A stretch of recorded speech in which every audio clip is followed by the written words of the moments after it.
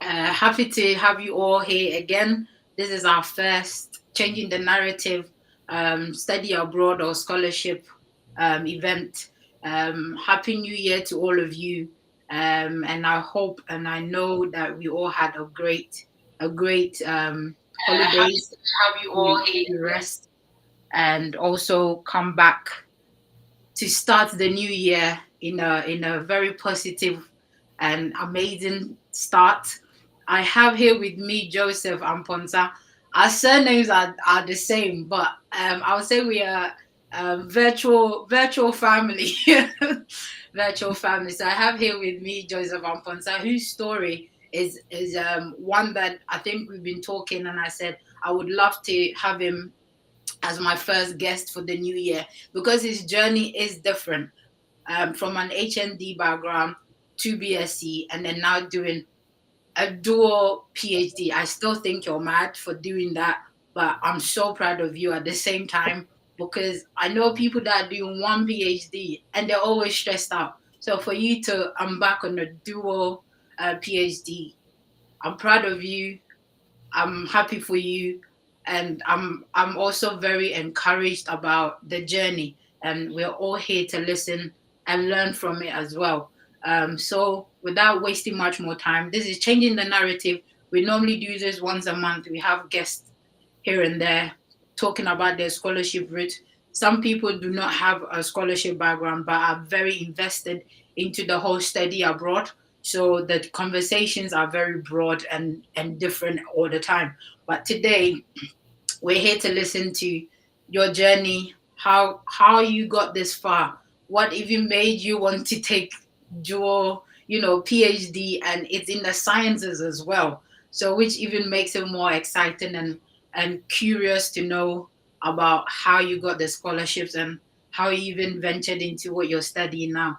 So Joseph, thank you once again, and if you can introduce yourself for us to know who Joseph is.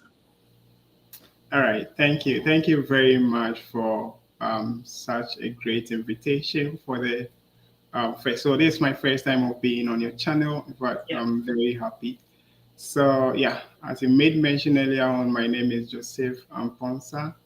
I am from Ghana to be specific. Currently, I am in Iowa State University of Science and Technology, pursuing dual PhD in mechanical and neuroscience in the US. Joseph Oh, nice, Amponsah. nice. So, if you say you're from Ghana, which part of Ghana are you from? Okay, so I'm from Western region, a village called Adase. Okay. So it's one of the typical village in the region. So that is where I was brought up. I live with my parents over there, my mom, my dad, and three of my siblings. And fortunately, I'm the last born. Oh, okay. Your baby last, just like me. That's good. Yeah.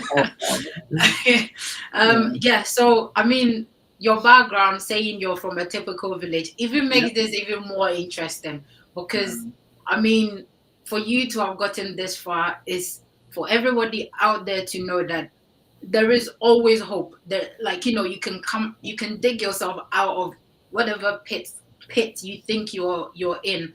And recently, I think my New Year's, um I wouldn't say it's a resolution, but it's a recovery, a discovery. That's what I would say. A discovery is that, I'm Christian. I believe in God, so I'm not gonna shy from it. And a lot of my attitude towards life is to always look at it from the spiritual aspect or spiritual side of things, where our most of the stories that we tell is from our own stories, because you can't go and pick somebody's story to tell it. So whatever or wherever life puts you, wherever or whatever God puts your way, is because that is how He wants to develop you to tell your story, to give hope to other people out there to know that, hey, life is actually still going to be okay regardless. And you have to then take that story and run with it. You have to be proud of it. So for you to have even started with it's a typical village, that's what I mean. And now look at a typical village boy in the US yeah. studying dual, PhD. That is that is a very positive story on its own. So if you can walk us through your story, that would be amazing. All right, great. So, yeah, so thank you once again. As I said earlier on, I'm from a typical village. Both parents are farmers, so they farm. They have cocoa farm, cassava farm, those kind of farms. So I live with my parents. I think I can say for my entire life before moving to the US. We used to go to the farm, carry firewood, plugging cocoa, harvesting cocoa, and Mm. other stuff. So I started my education, my primary education from Ateku, Adasi DA, in the same village. So during that time in the village, it was only primary one to primary six. So you have to pass through primary one to primary six. We didn't have JHS, that's junior high school That's in the village at that time. So when you are done with the primary, you have to move on to another town, which is around 3 hours journey from my village to the other town where you can find primary junior high school. So in fact, it was very challenging. Imagine as at that time was around 11 years. Okay, You walking traveled 3 hours every day to get to school. exactly for 3 good Wow. years. So it was very challenging, seriously speaking. So you'd realize that sometimes, even if you are going to school, you don't have anything to eat. Mm, So your mom, this is one of my saddest stories. So sometimes during the process, I'll be emotional, and I want you mm. guys to pardon me for that. So there will be a time that when you're going to school, there will be no food in the house. So what my mom used to do was sometimes um, she will go to another woman to ask for condo. So when she asked for the condo, she knew that I'll be going to school in the next day. So what she does is um, she will try and prepare the condo in the evening, add um, palm oil. Okay, so like she will mix the palm oil together with a condo so that I'll be able to have something eat in the morning and go to school. Mm. So that will be the only food that I'll eat in the morning until 3 p.m. unless I come back home. So when I come back, so I don't go to school with money. There was no money in the house. So I have to walk, go to school. Then when I come back home, they will come from the house with a cassava. So I have to go and sell the cassava before we can get money to buy fish to prepare food Mm. in the evening. So I was doing that for a while. And I did that for a very long time. So there was a time that my father realized I was going through a lot, Mm. walking here and there. So he decided to sell one of his land to buy me a bicycle. So my father bought me a bicycle. And then my father realized that I am very, very intelligent. So anything that he can do to help me to achieve with education, he is going to do that. So my father tried as much as possible. And my father too is having a disability. The leg is not okay. So you can imagine. But still, he was trying to go to farm, try to get something for us to eat, like pay my Mm. school fees, my books, and a whole lot. So I passed through a lot during my junior high school. As at the age of 11 years, I went through a lot. And I am the first generation of my family. So my siblings, they didn't have the opportunity to go to school School. due to financial difficulties in my village. You see, it's a very typical village, as I made mention earlier on. So you can imagine how frustration it becomes. No one will encourage you to go to school. To school, yeah. Because in the community, as at that time, I can boldly say that no one was even having a SHS degree. I can boldly say that if I'm correct. So yeah, so that was what happened in the village. No one is there to encourage you. Mm. You will be there and you can choose to go to school, you can choose not to go to school. And there was a time that when it is raining and you are going to school, you have to make sure and run to a very closest village where you make sure your books and those things are not going to get wet, because when it gets wet, it means you can't go to school You the can't next go day. through it. So after my JHS, I had good grades. I had at the grade 10 for the JHS. So I told my dad that I would want to go to GSTS, so Ghana Secondary Technical School in the Western region, specifically Takrady. So I told my dad, and he was like, he's ever ready to sponsor me, but there is no fund, like there is no money to take me there. So he said that he would want me to go to technical school, like technical school. So instead of GSDS, I went to technical school. That is Kikam Technical Institute, located in the Western region, where Mm. I did automotive engineering. So it, in fact, I didn't wanted to do that course. I wanted to become a medical doctor, but then Wow. I realized there are so many challenges Mm. my home, and there is not going to be anyone who is going to help me to pursue science and to become a medical doctor. So my father was like, no, since no one is coming to help, he would want me to go to technical school where I'll be able to acquire more knowledge and hands-on practical experience. So even if after school when I'm not getting a job, I can open my own fitting Have that shop. vocational skills to use to survive. Exactly. So I listened to my father and I went to technical school. In fact, during that time, it was very, very challenging. There was a time that I didn't have soap to bath. So when I go to the bathhouse, what I do is I pick the Pieces. soap in the bathhouse, make Yeah. sure I gather them so that I can use that to bath. So it was very terrible, seriously. And when I come back home, when we're on vacation and I come back home, what I do is I go to labor, like you go to someone farms and weed.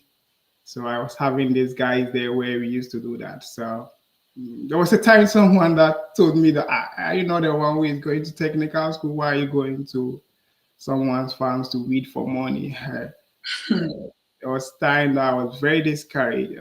I sometimes regretted that why am I doing this? Because you can imagine people out there enjoying. So why am I going through all the stresses and this stuff? So it was very difficult challenge. And during that time, we were paying school fees. So my father didn't have money to pay my school fees. So what he did was he has to sell his cocoa farm, okay, to be able to cater for my school fees. So he sold the cocoa farm and paid for my school fees. So I went through a lot during the secondary school. By God's grace, I was able to. So there is a position called dining hall prefect. So I registered and campaigned, and then my course mate and my classmates also helped me a lot to become a dining hall prefect. So as at that time, I wasn't having any difficulties in food and those stuff, because as a dining hall prefect, you eat as much as you can, like any food that you want, any quantity you would want to eat, you can eat. So So it's a blessing in disguise. yeah, it was a blessing in disguise. So I did that, and by God's grace, I was able to complete the technical school. So completing the technical school, I told my father that now, yeah, I have completed a technical school and I was one of the best students who had a good grades in my department as at that time.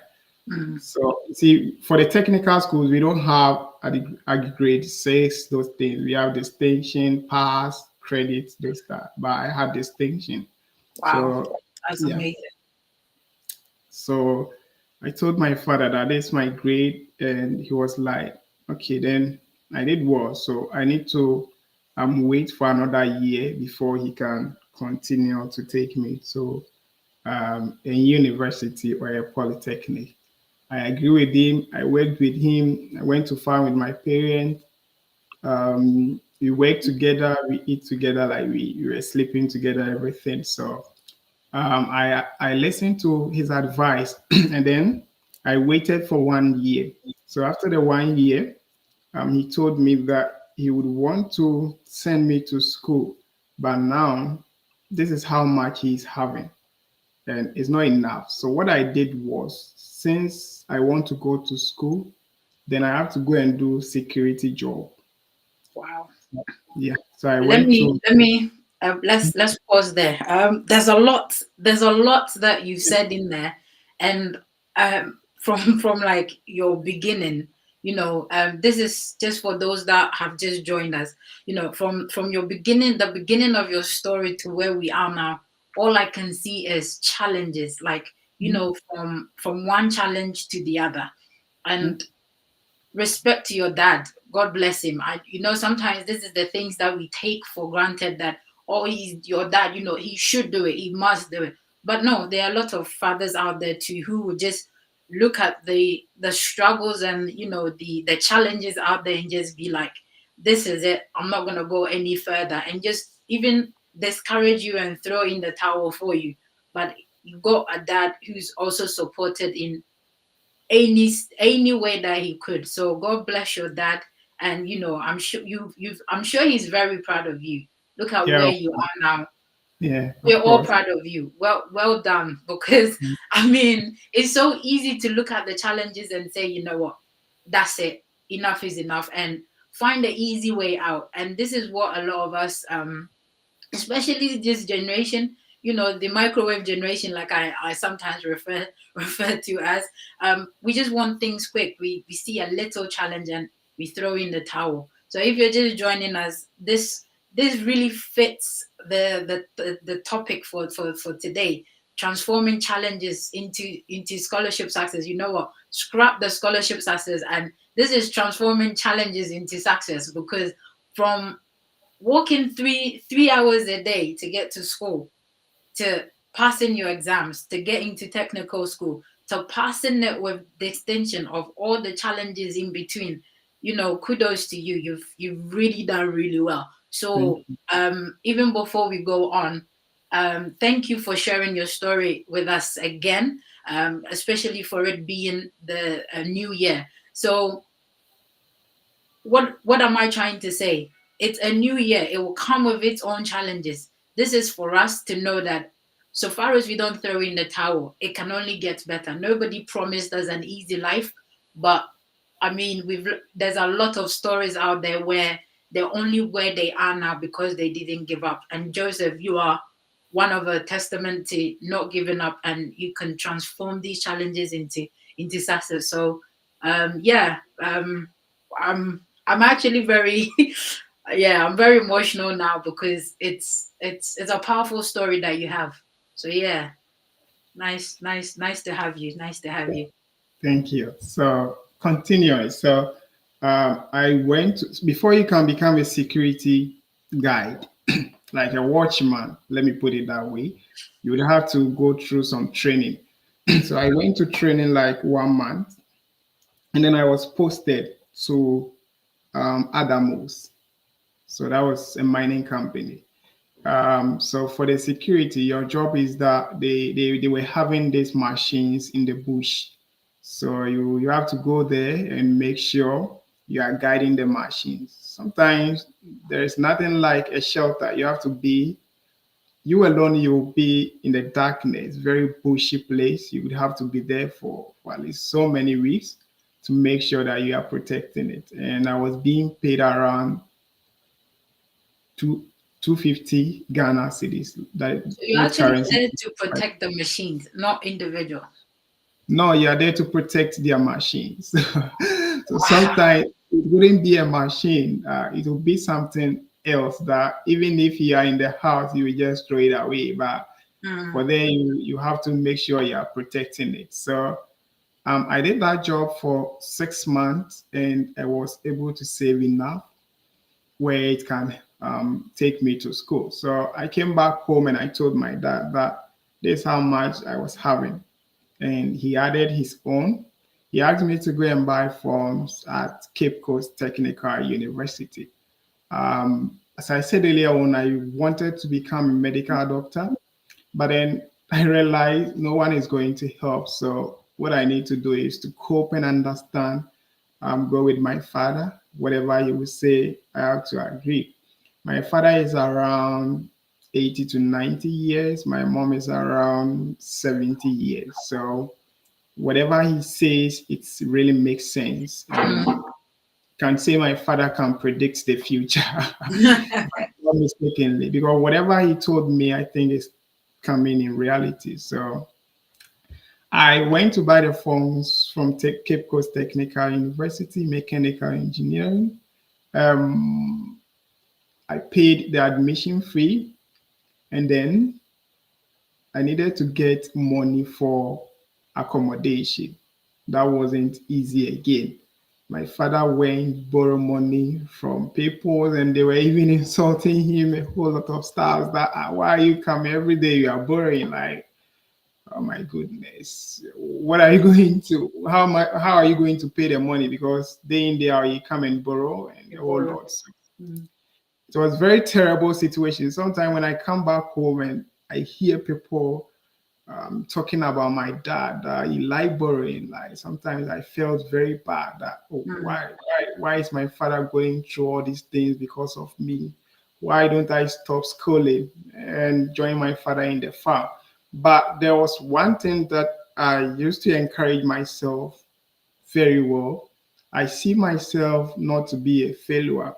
I Mm. see myself to be a champion. I see myself to be a winner. So sometimes, even if we are in a class and when some of our teachers comes to class and asks who think he's the best, you see I will be raising my hand. Yeah, I'm the best. I'm the best, and they will be laughing. Oh yeah, you're the best. Anywhere I go, I see myself to be a winner. So Mm. during the Cape Coast Technical University education, in fact, I helped so many friends, my colleagues, and people from other departments.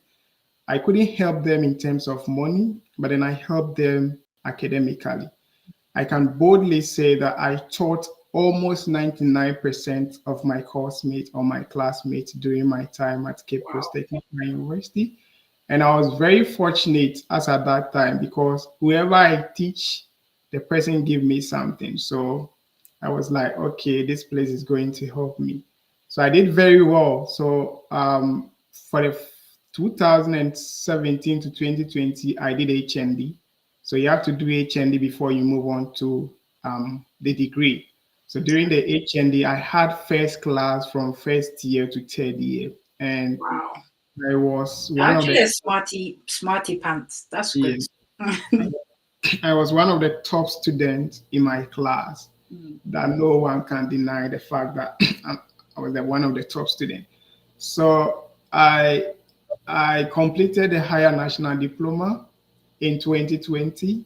And during the university education, I didn't face much challenge because I was teaching people and they were giving me something in return. So I was okay. I was normal. I was living good. Like I was having money that I used to send home.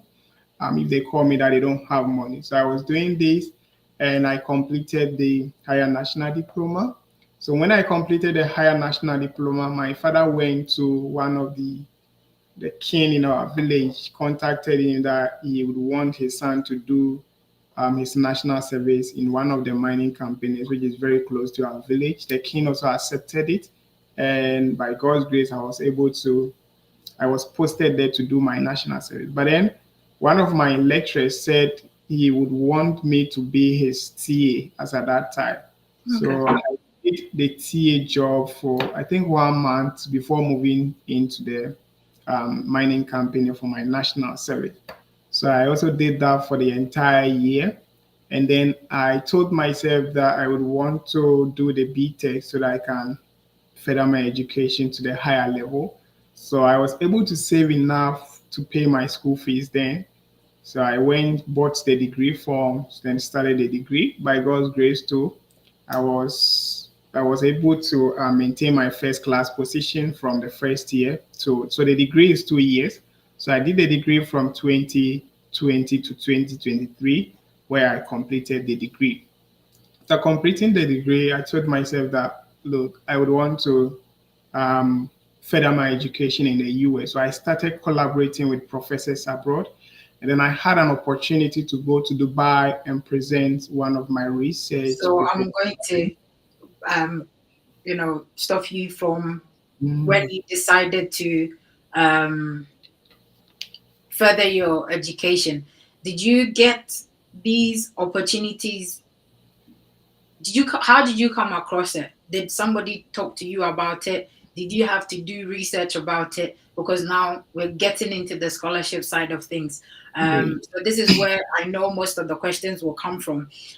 So yeah, did one of your professors, because obviously you're a bright student, did Yeah. somebody sort of pick you out and say this is how you can do it? Like how did these opportunities come to you, or did you have to go look for it? And if you had to go and look for it, when did it start? How did it start? Okay, so I used to post what I do on LinkedIn. So I was posting this high speed simulation. I use a very high powered software, like softwares like Answers for a high speed simulation. So I was doing simulation works, and sometimes I used to post them on LinkedIn. So there was a time that I posted on LinkedIn, and then two professors reached out to me that they are interested in my posting. Again, I And will then stop you there. So, I mean, LinkedIn, here we yeah, are. So, yeah, if you're listening to us, so you just didn't use your LinkedIn, you used your LinkedIn for what you knew you wanted to do. You were ex- showcasing your job, you were showcasing what you're capable of. And then ex- professors reached out to you. So, hey, great. it's a no brainer. If you're on Yeah, LinkedIn this year, be be purposeful with your posting. Don't find something that you know that if it gets out there, it will help you. You know, don't look for the likes. Don't look for just if you genuinely know this is what you're good at. Just be purposeful in your posting on your LinkedIn profile, because I mean this is how, or this is what has started your journey to where you are now. You yeah, don't know who's going to read, you don't know who's going to like it for it to even reach other people. So if you're not going to do anything at all this year, if you really know this is what you're into, this is what you're good at, concentrate on what that thing that you're good at, perfect it on LinkedIn, just post it. You never know who's reading it, you never know whose interest is going to pique. So this is one thing for you this year: be purposeful with your posting on LinkedIn. So yeah, great. let's go. So I started posting my stuffs on LinkedIn. Also, I was very interested in research. So I started reading how to do research, how to conduct literature review, how to write a paper. So I started writing a papers and I started publishing a book. So when I started posting my simulation works on LinkedIn, professors started reaching out to me that they are interested in what I'm doing and they would want to collaborate with me to do more research in terms of simulation stuff. So simulation was one of the skills that got me into where I am now. So we started collaborating. There was one professor from the University of Birmingham, one professor from Shanghai University in China, where we used to collaborate together. So we worked on a nuclear reactors using a passive autocatalytic recombiners to reduce hydrogen mitigation in nuclear power plant. I'm gonna Using pretend I understand what that you said. yeah, using a high-speed simulation. So we worked on this paper. There was a conference coming up in Dubai. That was within 2020. Yeah. So we sent our proposal, like the abstract, and it was accepted. The conference was funded, and I was the lead researcher uh, on that The paper. lead. Yeah, the lead researcher. So after submitting and they accepted our abstracts, the professor said, "Oh, congratulations! Now we are going to Dubai to present our paper." So we went to Dubai, presented a paper. But it was marvelous. That's where I got to know make connections with many professors in the nuclear field, many students coming from different departments, different schools altogether. So I took that as an opportunity, okay, to know people. I got so many contacts, like their numbers, their emails, so many things that it will help me to build myself as a research scientist because I really wanted to become a research scientist in the future. So we also had another opportunity to present our paper in so many places, Ghana and many of the places through this LinkedIn posting and collaborating with professors out there and Mm. different students out there. So after doing all these things, I realized that now I have the research ability. I have how to conduct a high quality novel research. So why don't I start applying to schools abroad and start my journey, my PhD in abroad? I was very interested in PhD. So when I was applying, I didn't have masters. As I'm talking to you, I don't have master's degree. I only have bachelor's degree doing two PhDs or dual PhDs. Wow. Yeah, Wow.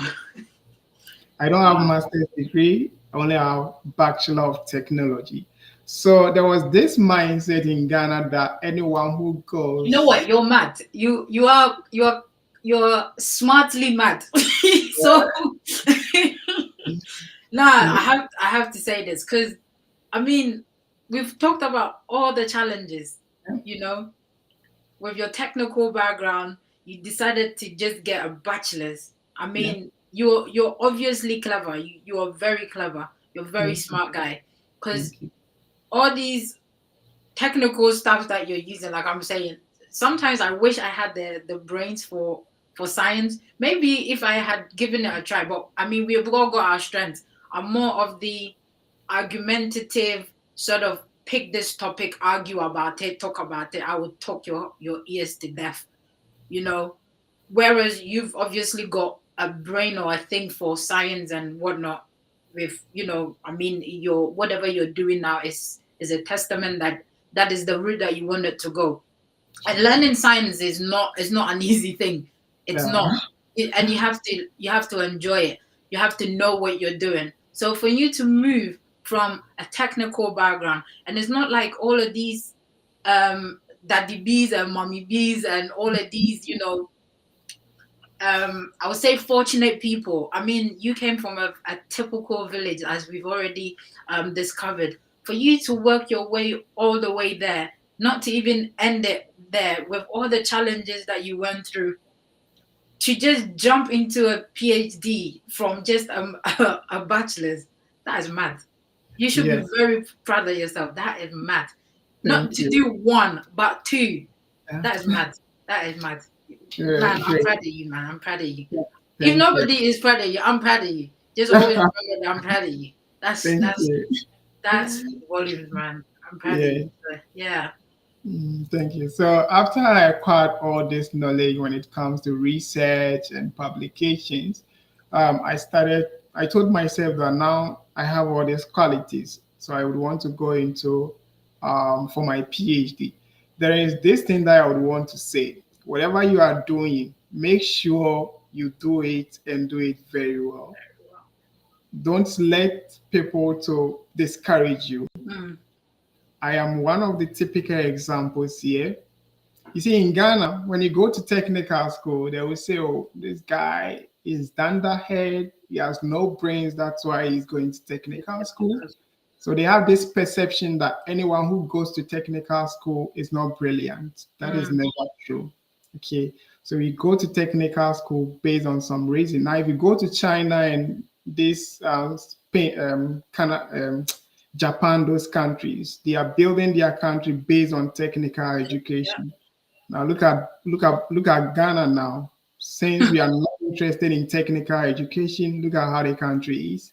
So don't let anyone discourage you. Me, I am from a typical technical education background, and I Mm, am proud of myself coming from a typical technical education background because you acquire knowledge there, many things you learn hands-on practical experience.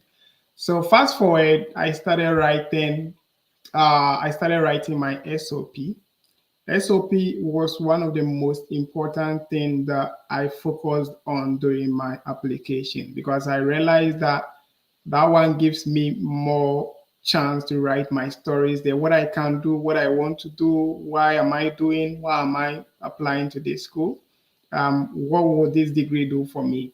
So I started writing my SOP. It took me 5 months to be able to finish writing my SOP because I wanted it to be very detailed. I wanted to put whatever I have in there so that it will be very solid.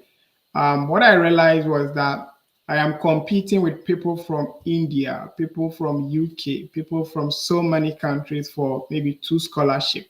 So I have to make sure that I am standing out there. My SOP is going to be unique. My documents are going to be extra unique.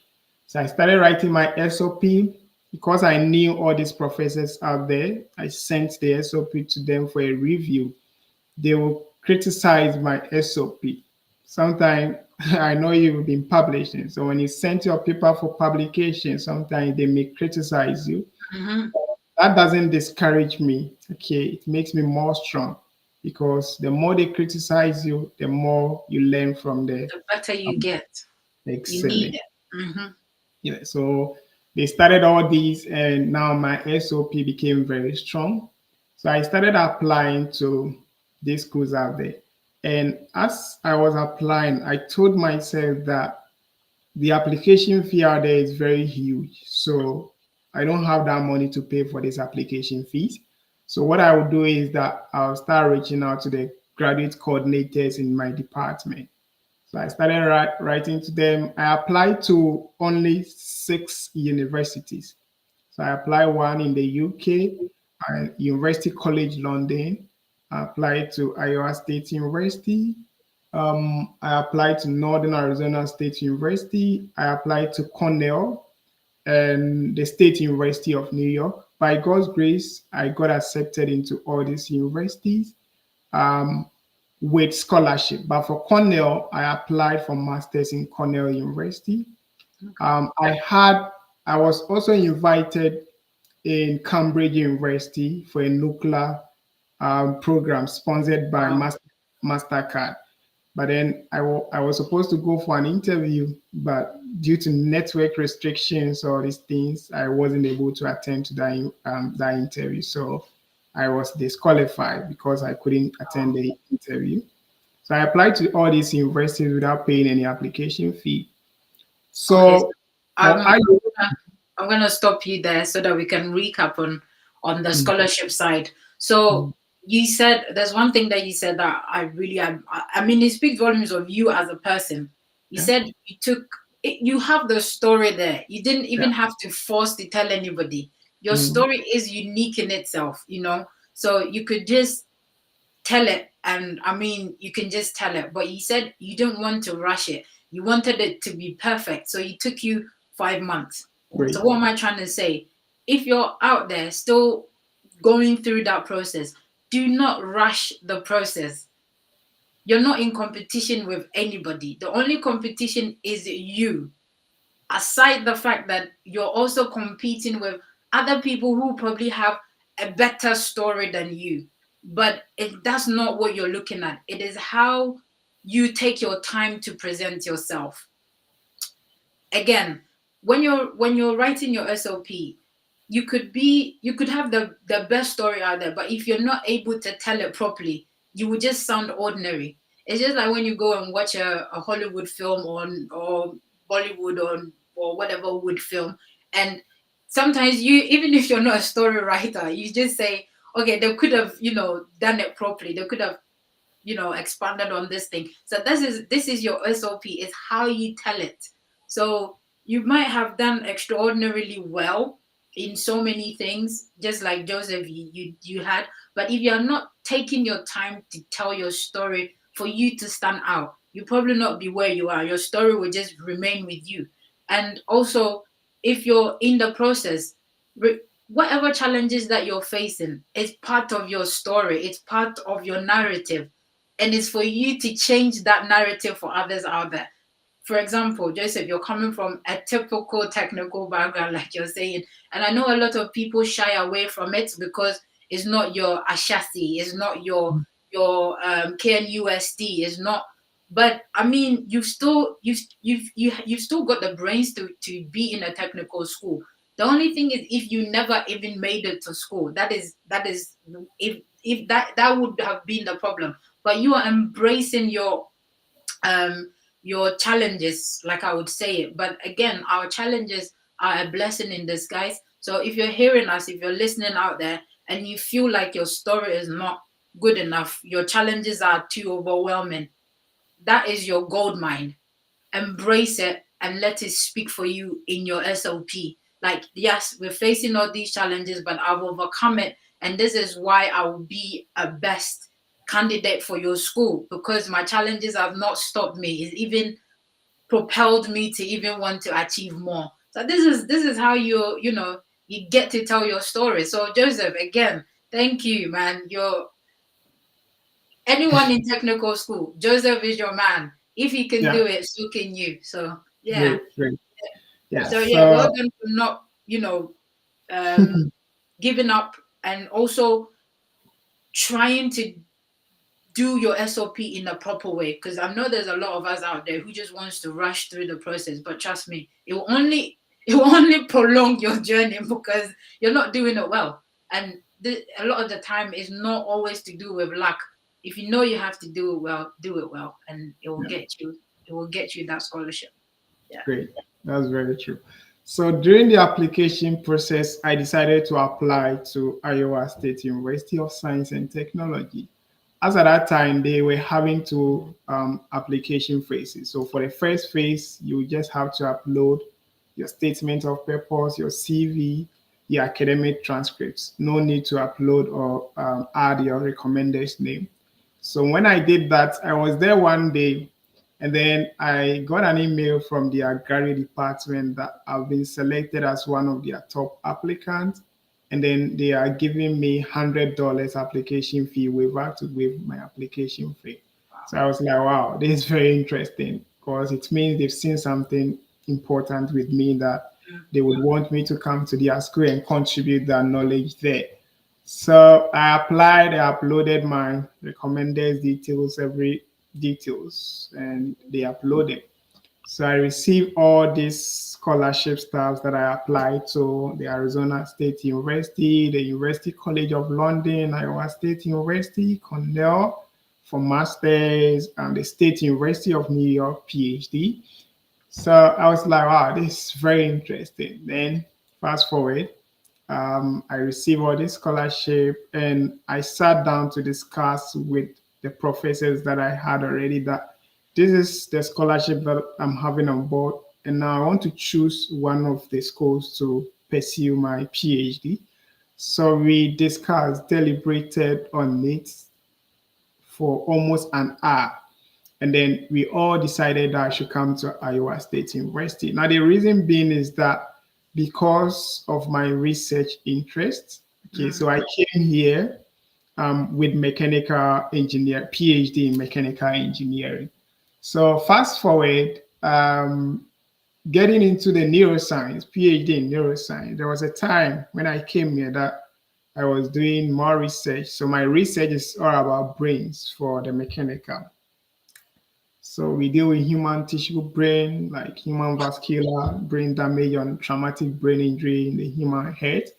So I was there doing some surrogate, like I was doing an experiment to use PDMS to mimic a human brain to really understand how the human brain is going to deform under external loads.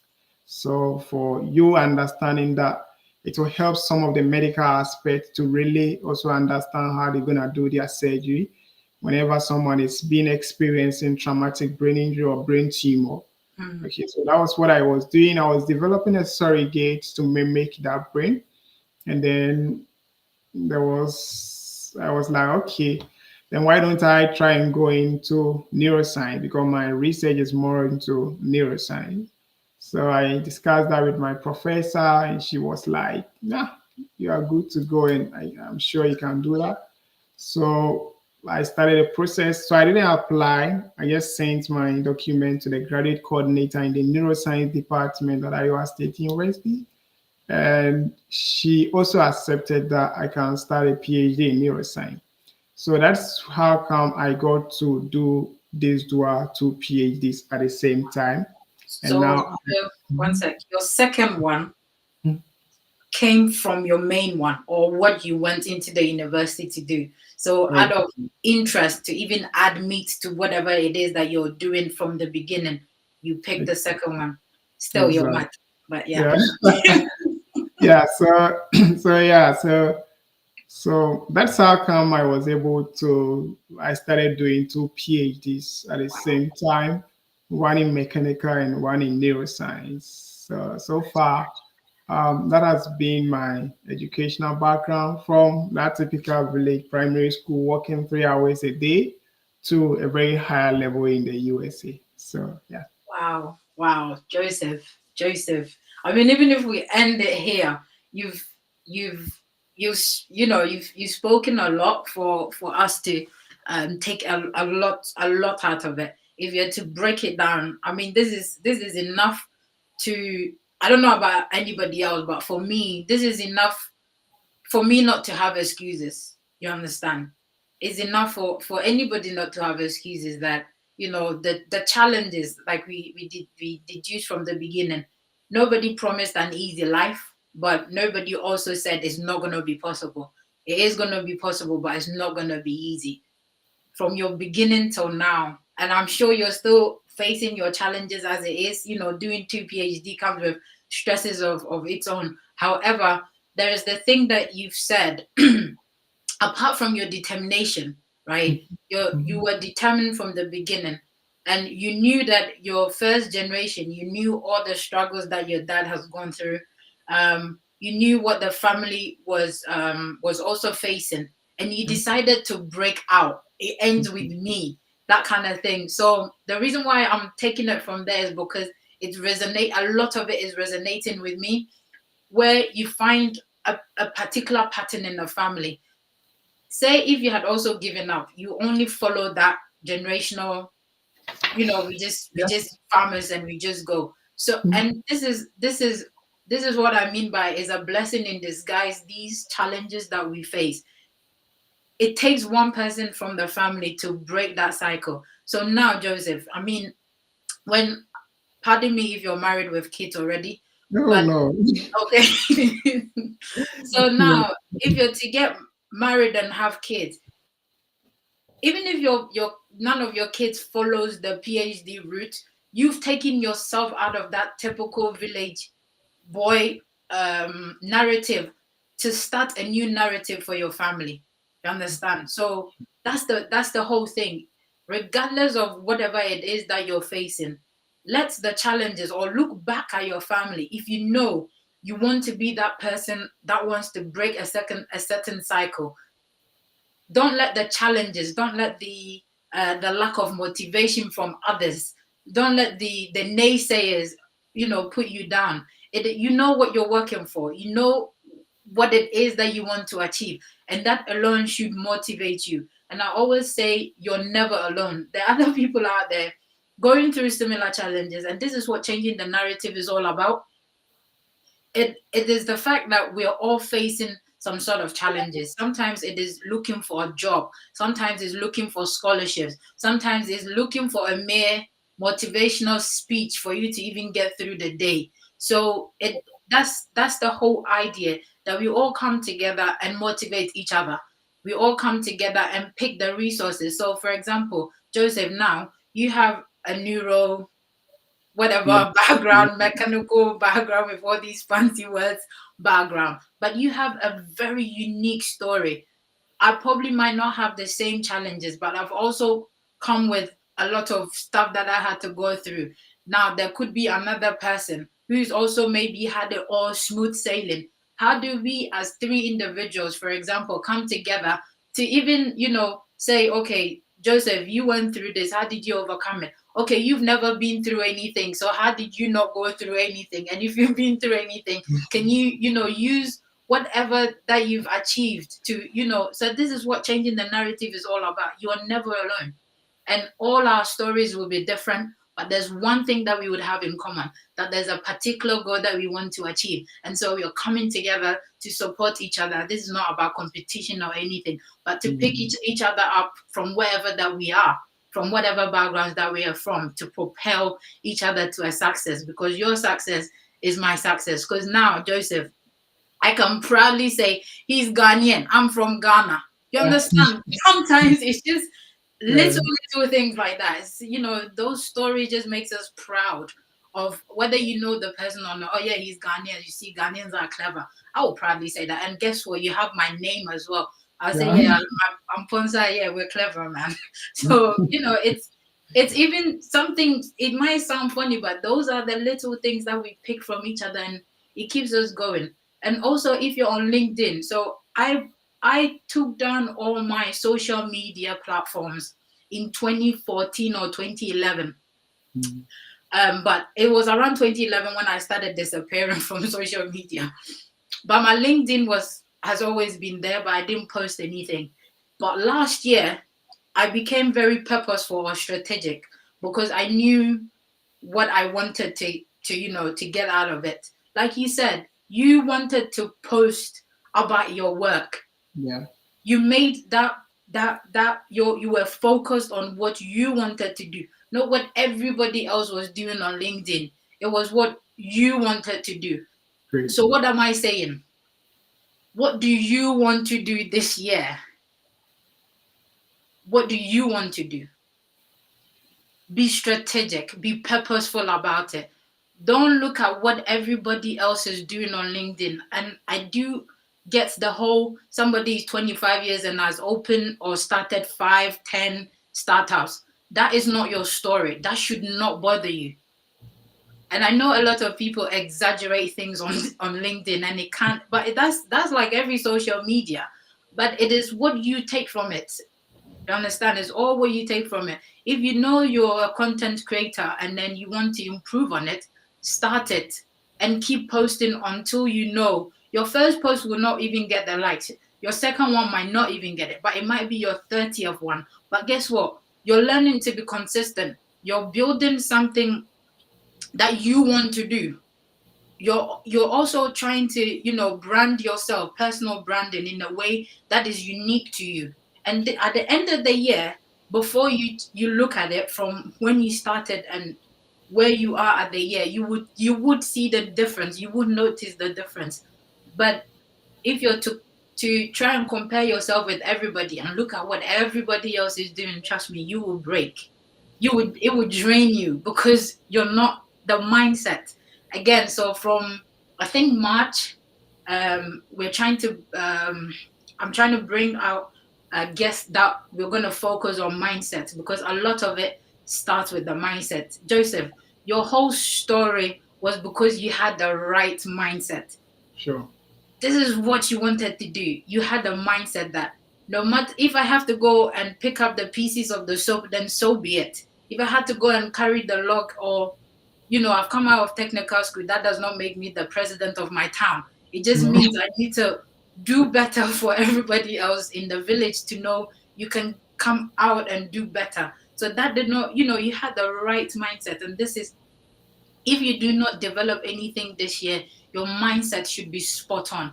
Um, I'm going to say this as well, because I know it's out there again. When you wanted to come out of it, you did not listen to the naysayers. No. You rather um use your skills to help others. You said 99% of the people in My your class. school or in Yeah. your class came to you for help.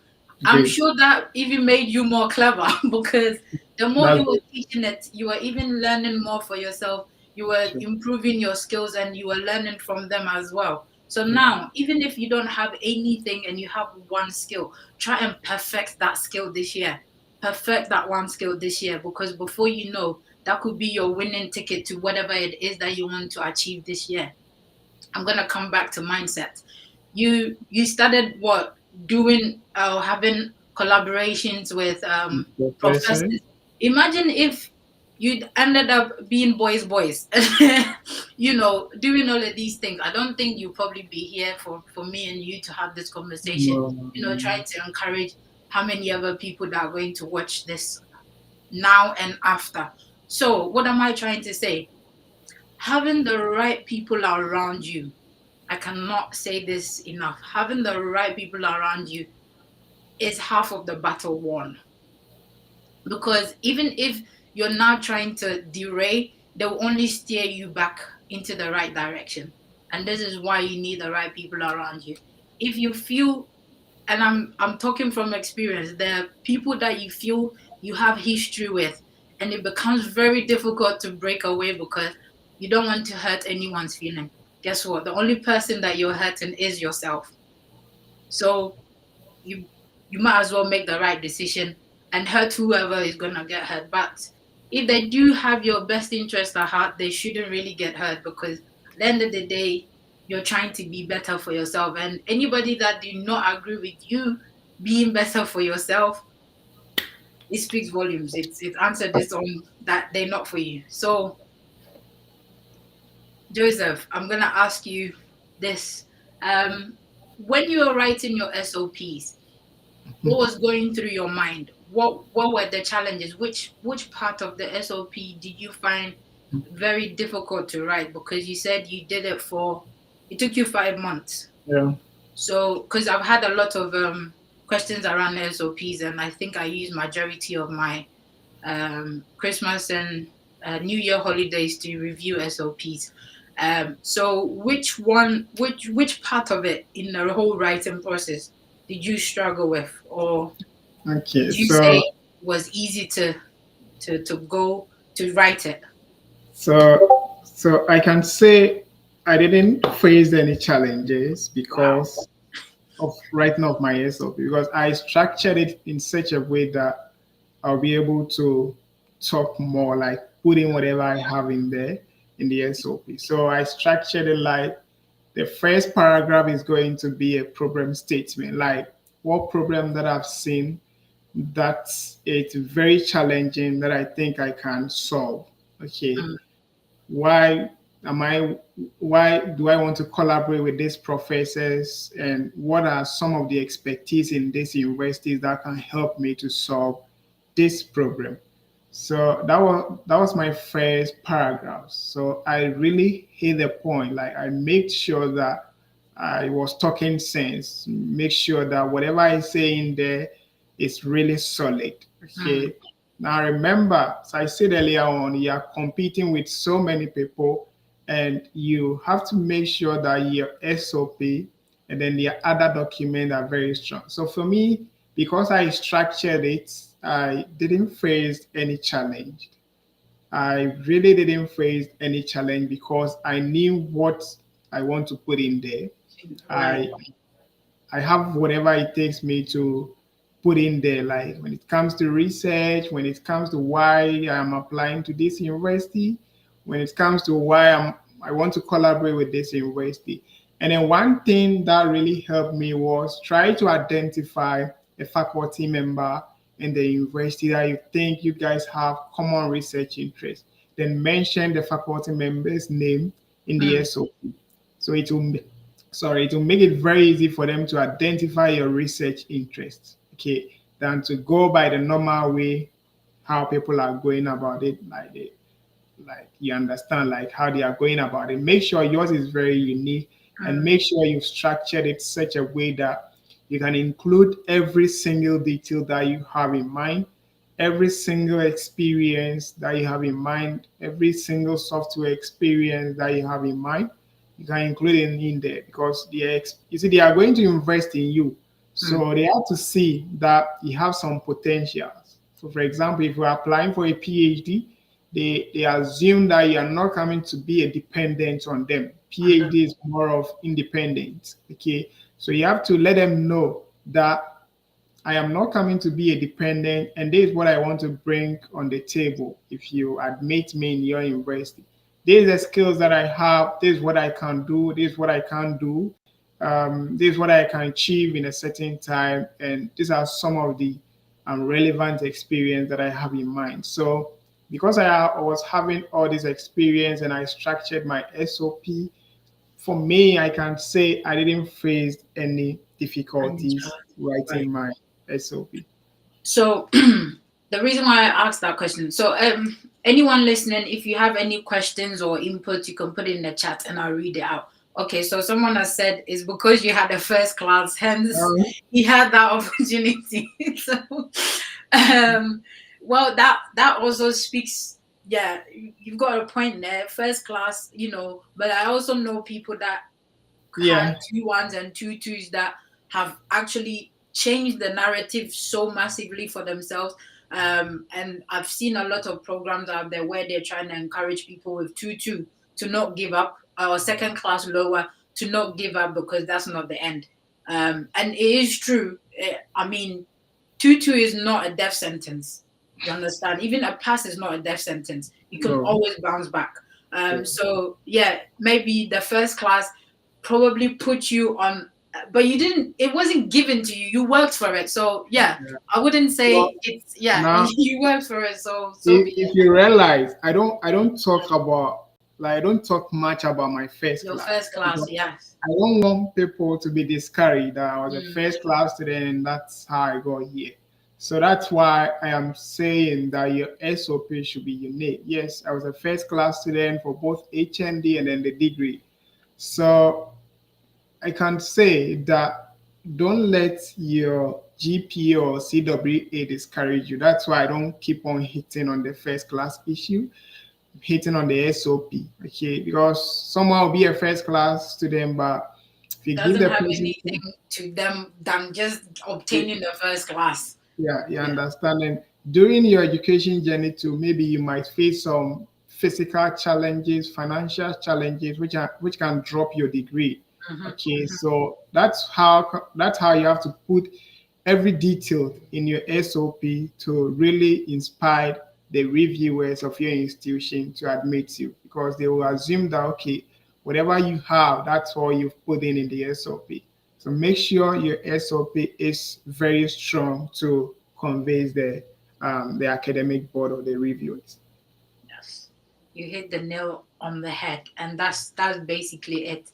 So it's all how you tell your story. Because I know the people out there that's got unique stories, but it's how to tell it to stand out. A lot of the time, I don't know if people are shy to um tell their story the way it should be told, but if you've done the work, don't be shy to tell it. And yeah, say it, tell it boldly and proudly, owning to your challenges and everything that has brought you that far, and what you're, because you're, if you're bringing a lot to the table, let them know you're bringing a lot to the table, because you need that scholarship, whatever happens. So tell it and let them know that you bring a lot to the table. So again, Joseph, thank you so much. Yes, so if you're joining us, if you've got any question for Joseph, please put in the comment section, and then you do well to answer it. So now I'm gonna go to your PhD degree at the moment.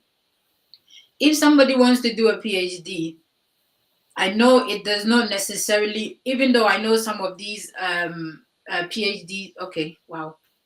Um, let me. Oh, okay, Enoch.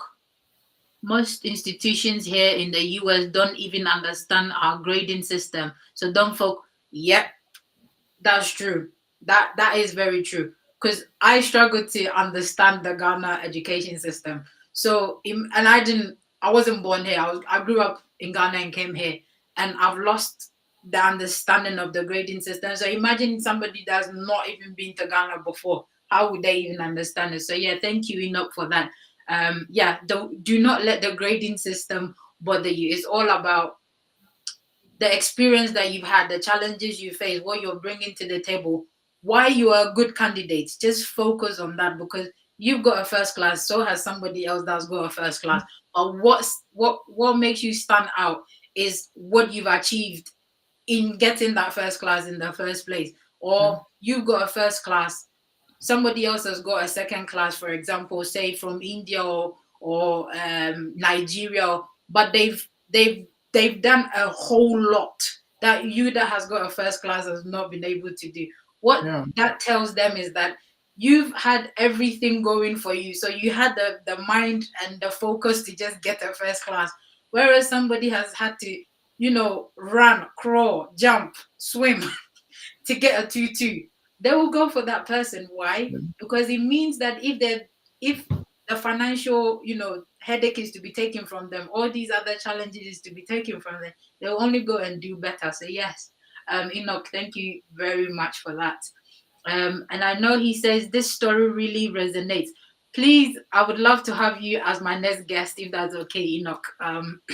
I'll hit you up after this, and then we can have you to also come, and you've got a PhD as well. You can also come and share knowledge and your story with us. So yeah, thank you. So coming back to your PhD, now that you're doing it, some people are afraid to do a PhD, and you are so mad that you're doing too. I'll keep saying that, but in a good way though. It's just because you're so smart, and I'm proud of you for you to do. So I'll keep saying you're mad for doing 2 PhDs. How are you doing with that stress? How are you coping? Are you enjoying it?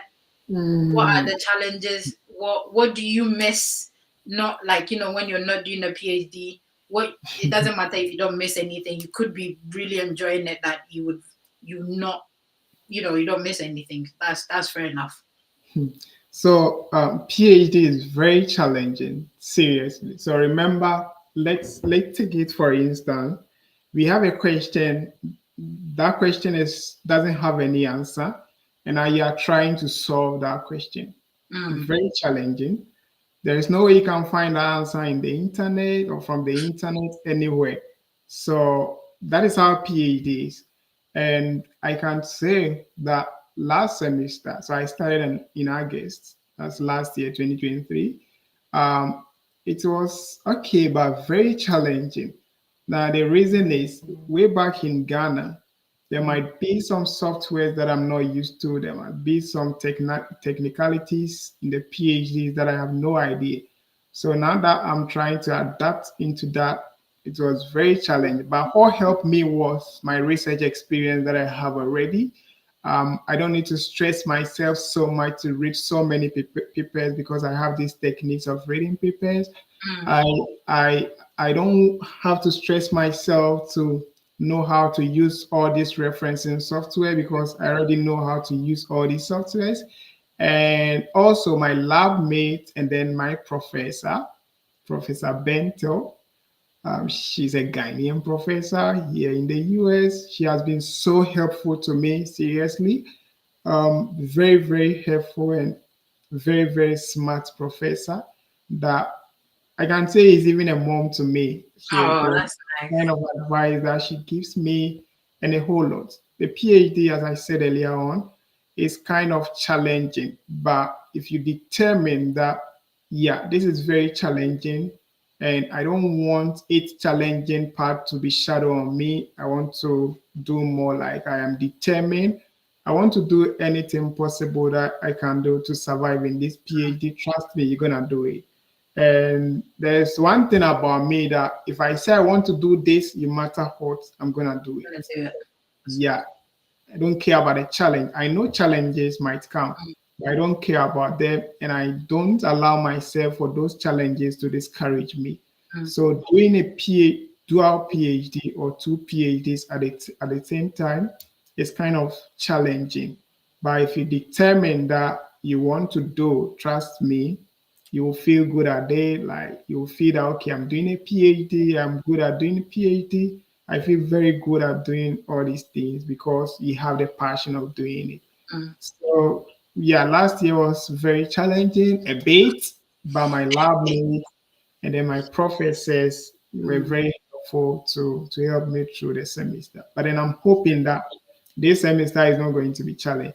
And then Challenging. one reason why I realized, well, you see, a new environment. Now you are trying Mhm. to adapt into their Mm. culture, how they speak. Sometimes very I was gonna difficult. come to that next. So sometimes you have to be very attentive and listen to them critically before you'll be able to understand them. So imagine these people are teaching you in class, so you have Yeah. to try and adapt into that. But God's grace, yeah, I was able to have some good grades for Mm, my PhD. So yeah, yeah. that's good. Yes, I was gonna come to the language barrier. The reason why I'm laughing is because I remember when I came to the UK, and a lot of the time when people spoke, I literally just had to lip read, and then I answered them maybe a good while after the conversation because I've now processed them. And so, but obviously now I'm accustomed to it now. However, even with that, we've got different accents. So Mm, I work in Edinburgh, and the Scottish accent, you've got the Glasgow accent, you've got the Edinburgh accent, you've got the Aberdeen accent, and those people, some of them is like they're singing. So, and I only have to interact with them a few times, and then I just sometimes I just sit there and laugh, and they're like, "Why are you laughing?" It's like, "Mate, I did not understand anything you said, so I'd rather you just put it in an email, and then we can, we can go our jolly ways." So so mm, that's why I'm laughing.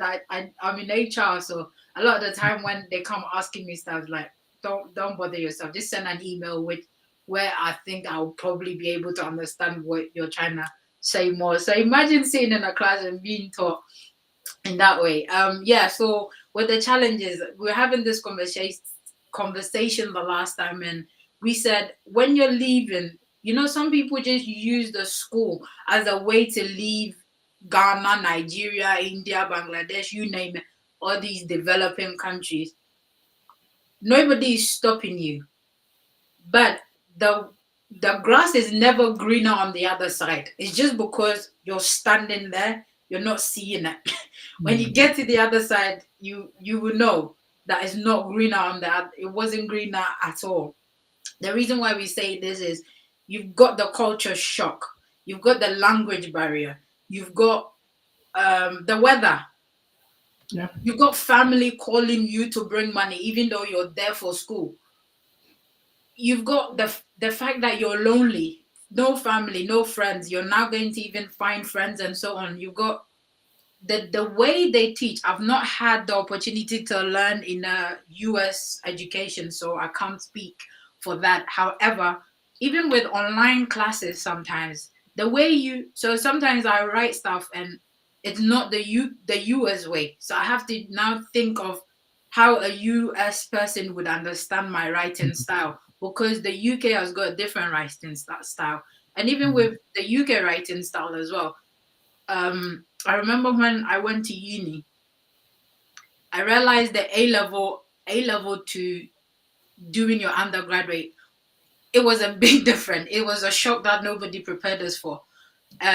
So now you've done say your undergrad and your masters, maybe depending on the kind of route that you're taking, and now you have to do a PhD in a different country. It might be English, but it's not the same way of understanding certain things. Like yeah. when we say avocado, we mean pear, but here when we say pear is a different thing.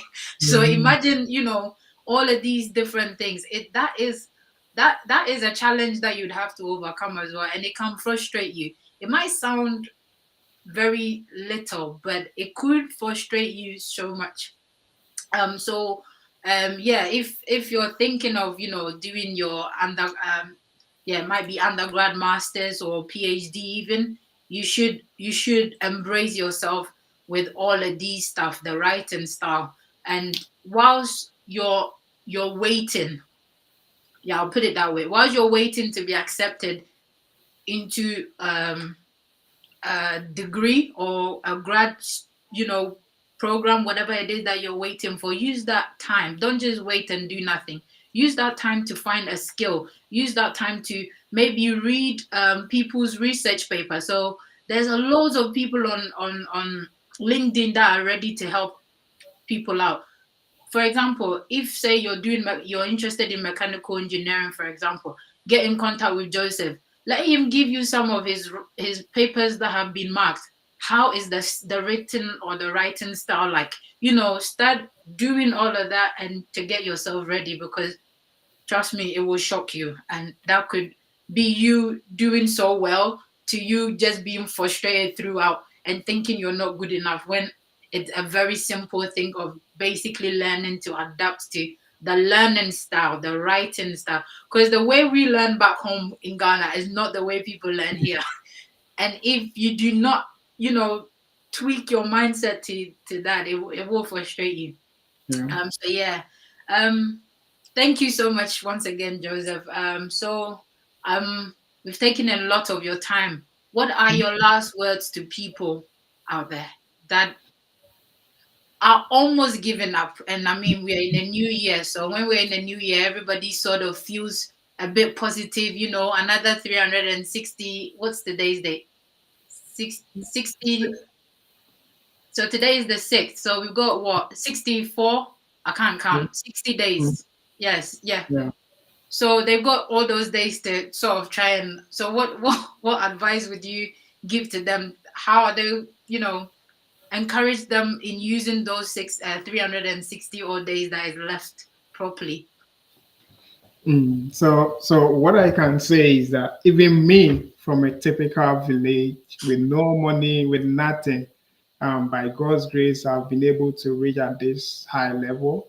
Uh, I don't understand why you should give up. Okay. And what I can say is that whatever you want to do, whatever you've determined to do, count yourself as one of the winners. Don't count yourself as one of the losers, because the more you count yourself as a loser, the more that discourages you more. So just be yourself. Don't focus or don't follow what people will say. Don't follow what people are doing. Like you want to challenge them. It's good to challenge, but make sure that you are doing whatever you think you can to stand out there. Also, what I can say is that never give up. Always try as much as possible as you can. And if a student want to come to the US and study, never give up until you see congratulations in your email. Okay. So these are some of the things that I can say. If you are facing a financial difficulties, never give up. Try to reach out to some people out there. Maybe they might be of help. If you want any educational advice, try and reach out to people out there. They will be very helpful to impact knowledge into you. So never give up anything that you are doing. Try to determine and try to count yourself as one of the winners out there. Goodness. Thank you so much. Thank you so much. Yeah, so thank you guys for joining in and staying with us till now. Joseph has shared a lot of inspiration that I don't know about you, but for me, I don't yeah, we don't have any excuse. That the challenges is not an excuse anymore, because no matter, even when you become a millionaire or billionaire, you're still gonna have challenges. That I will be a billionaire challenge or a millionaire challenge. So the Yeah. challenges are always gonna be there. So that should never be an excuse. And if you do feel that you're really struggling, there's always somebody out there. There's always somebody out there that's ready to give you a helping hand. So do not let yourself down until you find that one person that is ready to help you, and stick with you until you reach your destination. So this is changing the narrative. My name is F1 Amponsah. My guest was Joseph Amponsah. Yes, that's my brother. Very clever, smart brother. So yes, so changing the narrative. We do this every month or once a month, where we invite scholars and PhD students, master students, anybody that has embarked on a study abroad process. Sometimes too, it's just anybody out there who is into study abroad. They probably help people review SOPs and so on and so forth. Changing the narrative is basically they're not just for those that are looking for study abroad opportunities. It's just anybody that is looking for somewhere, because they're probably lost. They don't know what they're doing. They're almost giving up, looking for opportunities. We come together. If I cannot help personally, I have Joseph. Joseph might also have another person. The other person might also have another person. I guess you get the drift. So Yeah. this is what changing the narrative is all about. There's always somebody out there, and we're always willing to help. So if you're embarking on study abroad opportunities, and you're finding, you really don't know where or what you're doing wrong, get in contact with us and we'll be willing to signpost you. God being so good, I've been able to make a whole lot of virtual friends on LinkedIn. If I don't have the answers to the study abroad questions and I can't find it on the internet, I can just, go and ask, and I'm able to give the answers out there. If you have an SOP, you need somebody to review and give a feedback, reach out. If you don't know how to start, how to structure it, reach out. We will try and signpost you or help you get back in on track either way. So thank you so much. And it's a new year, it's a new week coming ahead. Forget what happened last week, forget what you couldn't achieve last week. There's a new week ahead. Reset, restart, and don't give up no matter what. So thank you, and enjoy your weekend until we meet again next month. February 17th is the next one. Have a very another clever guest. Very, very smart as well. He's finished his PhD and working in the sciences as well. So yeah, I'll post it and then join us again. And so do not give up until you reach your goal. And even then, still don't give up and keep reaching higher goals. So thank you all and take care.